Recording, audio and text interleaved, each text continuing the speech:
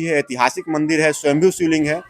तो निश्चित तौर पे अगर मंदिर के साथ किसी प्रकार का खिलवाड़ होता है, लोगों की आस्था को ठेस पहुंचेगा तब भगवान विष्णु अपने सुदर्शन चक्र से माता सती के अंग के टुकड़े टुकड़े कर देते हैं। और वो टुकड़ा जहां गिरता है शरीर के अंग का, वो एक एक टुकड़ा जहां गिरा है, आज 51 स्थानों पे 51 सिद्ध शक्तिपीठ है। कहीं ना कहीं हमने यह सुना है कि जो अभी दिघवारा से सिरपुर 6 लेन का ब्रिज जो भी प्रोजेक्ट है, उस ब्रिज के अंतर्गत इसका अलाइनमेंट इस मंदिर पड़ चुका है। तो कहीं ना कहीं यहाँ के ग्रामवासियों जो लोग हैं वो नहीं चाहते हैं कि इस मंदिर को स्थानांतरित या तोड़ा जाए। क्या कहेंगे इस विषय में? बिल्कुल, देखिए ये तो दुर्भाग्य है कि 6 लेन प्रोजेक्ट के अलाइनमेंट में इस मंदिर को ला दिया गया।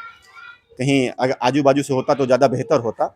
और निश्चित तौर पे जो आपने कहा कि दिघवारा की लोगों की आस्था जुड़ी हुई है इस मंदिर से, पौराणिक मान्यताएं जुड़ी हुई हैं। इस वक्त हमारे साथ मौजूद हैं तनुज सौरभ जी।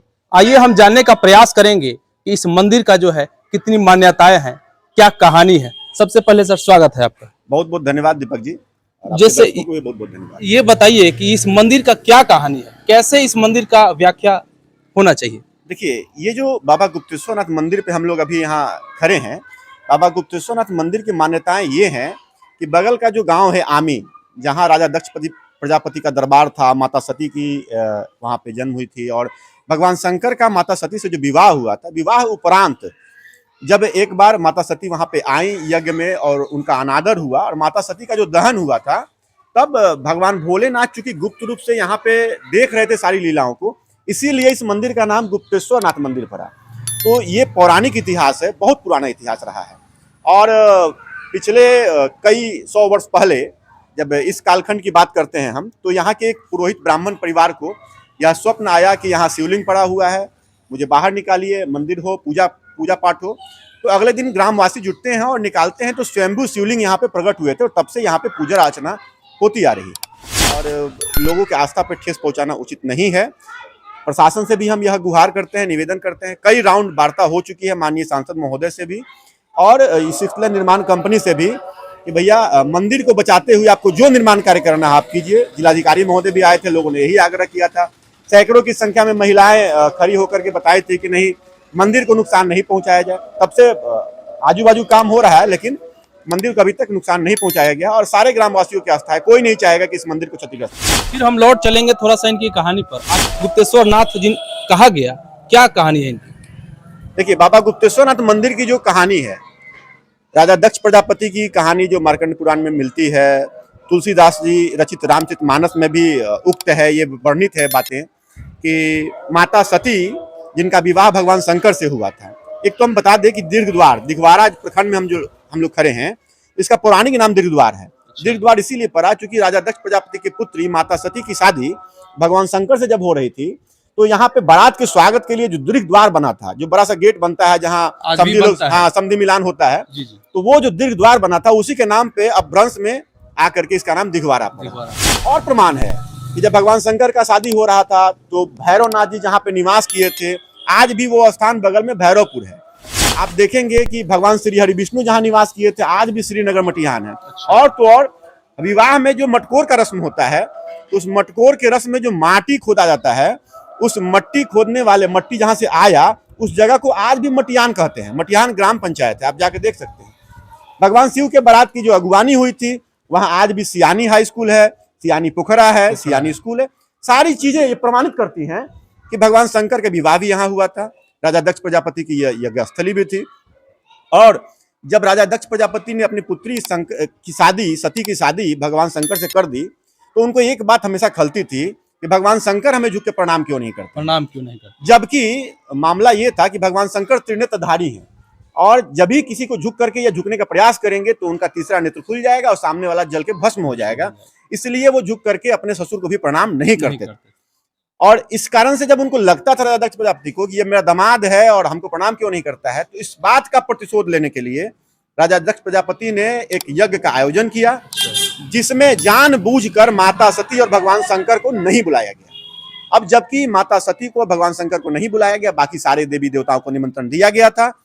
सारे लोग आकाश मार्ग से जा रहे थे और कैलाश पर्वत में बैठी हुई माता सती पूछती है भगवान शंकर से कि ये लोग कहाँ जा रहे हैं। तो भगवान शंकर कहते हैं कि ये लोग तुम्हारे पिताजी द्वारा आयोजित यज्ञ में भाग लेने के लिए जा रहे हैं। माता सती कहती है ऐसा हो ही नहीं सकता है कि मेरे पिताजी यज्ञ करें और हमको आपको ना बुलाएं। भगवान शंकर कहते हैं कि ये हम लोगों से ही प्रतिशोध लेने के लिए यज्ञ का आयोजन किया जा रहा है, जिसमें जानबूझकर हम लोगों को नहीं बुलाया गया है। माता सती जिद करती हैं, जाती हैं। भगवान शंकर उनको बताते भी हैं कि यद्यपि विरोध मान जहां कोई तहां गए कल्याण न हो, तुमको नहीं जाना चाहिए जहां लोग विरोधी वहां पे तुम्हारा विरोध कर रहे हैं, आने का विरोध कर रहे हैं। फिर भी माता सती जाती हैं। भगवान शंकर सब जानते थे, इसीलिए भगवान शंकर जो है गुप्त रूप से इसी स्थान पे, ऐसी मान्यता है इसीलिए इसका नाम गुप्तेश्वर स्थान है, कि इसी स्थान पे गुप्त रूप से भगवान शंकर खड़े होकर के और सारी लीलाओं को देख रहे थे।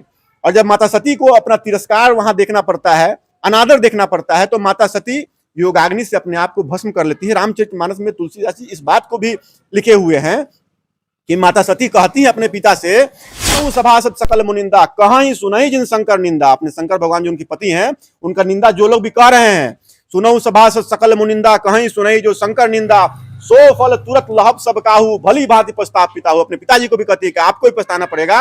अस कही योग अगिन तनुजारा भई सकल मखा हाहाकार। इतना कह के योगाग्नि से अपने आप को, शरीर को भस्म कर लेती हैं। पूरे संसार में हाहाकार मचता है। अब भगवान शिव जो गुप्त रूप से थे वो प्रकट होते हैं, और प्रकट होकर के माता सती के शव को अपने कंधे पर, शरीर पर रखते हैं और तांडव नृत्य करने लगते हैं। पूरे संसार में जो है हाहाकार हो जाता है। तब भगवान विष्णु अपने सुदर्शन चक्र से माता सती के अंग के टुकड़े टुकड़े कर देते हैं, और वो टुकड़ा जहां गिरता है शरीर के अंग का, वो एक एक टुकड़ा जहां गिरा है, आज 51 स्थानों पे 51 सिद्ध शक्तिपीठ है, और उस शक्तिपीठ के उद्गम स्थल से जुड़ा हुआ यह मंदिर है। इसलिए इस मंदिर की पौराणिक मान्यताएं हैं, और सारे लोग चाहते हैं कि यह मंदिर सुरक्षित रहे।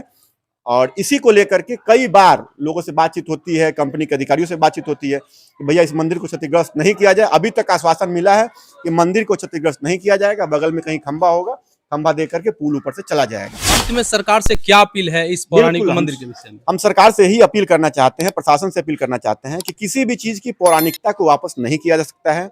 अगर भगवान शंकर यहीं पे प्रकट होकर के और सारी लीलाओं को देख रहे थे, तो उस चीज को बदला नहीं जा सकता है। पूजा करने के लिए कई मंदिर हैं, कहीं भी जा सकते हैं, लेकिन जो इस मंदिर की पौराणिकता है उसको दोबारा वापस नहीं लौटाया जा सकता है तोड़ने के बाद। इसलिए आग्रह करेंगे कि भाई इस मंदिर को छेड़छाड़ नहीं किया जाए, लोगों की आस्था के ठेस नहीं पहुंचे, इसका पूरा ख्याल रखें। तो हमारे साथ थे तनु सौरव जी, और आपने पूरी कहानी देखा और यह जाना कि इस मंदिर की क्या महानता है, कितनी प्राचीन है। तो मेरा भी यह अपील है, जो भी सरकार है वर्तमान या फिर कंपनी है, जो यहाँ का प्रशासन है, उनसे यह अपील है कि इस मंदिर को स्थानांतरित या क्षतिग्रस्त किए बिना ही लोगों को आस्था को ध्यान में रखते हुए और दूसरा कुछ वैकल्पिक व्यवस्था करके और इस प्रोजेक्ट को अपना पूरा करे। मैं इस प्रोजेक्ट का विरोधी नहीं हूँ। मिलते हैं अगले वीडियो में, तब तक के लिए जय हिंद, जय बिहार।